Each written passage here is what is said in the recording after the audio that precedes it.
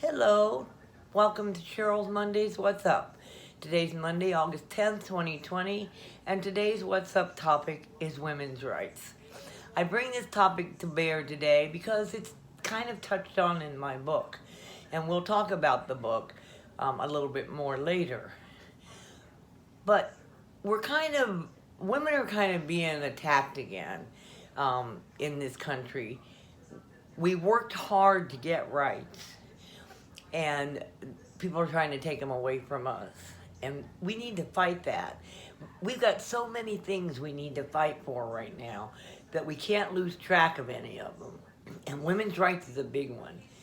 I'm really concerned about abortion, and I'm going to tell you why. My great-grandmother, who I wrote the book about, has a big blup on her death certificate that says criminal abortion. Now, I wove a story as to why she would have had that abortion, but there could have been any number of reasons.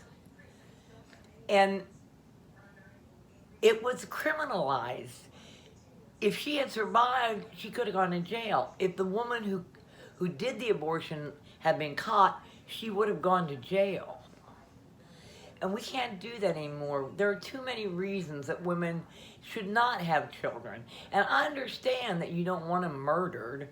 You know, I would never have an abortion, but I certainly know people who have, and for very good reasons. I also know people who have because they're irresponsible. And that's part of the price you pay sometimes when you make laws to try to protect everybody. Somebody's going to break them. And there's nothing you can do about that. But you can't punish everybody because one person is irresponsible. So that has to be stopped. The other thing about women's rights that concerns me is finances. You'll find in the book that Magdalena, when her first husband and child died, her finances, her money that her husband left her, was in a bank account controlled by her father.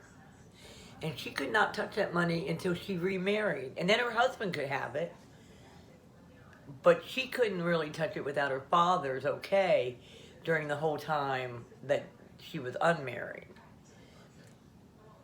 There's no way she could support herself without living with her parents if she couldn't handle her money or have her money.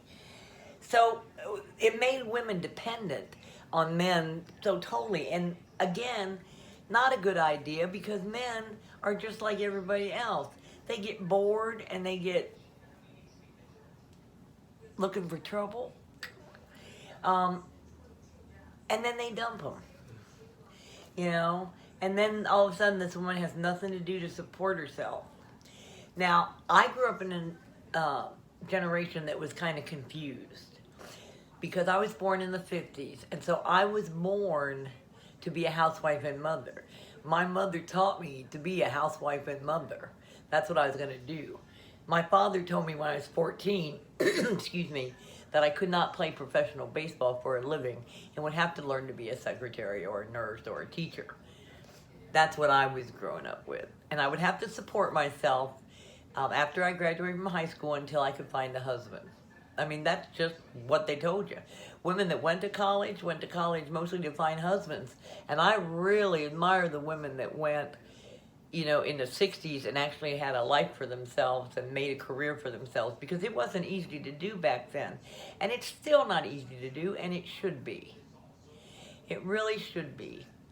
So, women, I want you to read my book because I want you to remember what life was like at the turn of the 20th century for women. And I want you to think about the things going on in the country today regarding women and see what input you can have to that. What can you do to help? What can you do to protect us? And it'll be worth it. It'll be worth your time. This is a year to be active in politics because it's just too crazy out there. So get active. Do what you need to do. In the meantime, you know what you got to do. You got to buy my book, An Imperfect Life Based on True Events by C.A. Morgan. That's me. Available at Amazon.com. First 12 people that buy it, read it, and review it get a copy of an Agatha Christie classic murder. These are good. If you're not an Agatha Christie fan, you will be as soon as you read one. But if you are, I got 12 of them to send out to people who read and review my book. So definitely do that. In the meantime, I want you to have a really great week. We had no birthdays this week, but next week we start again. So you have a good week, and we will see you next week.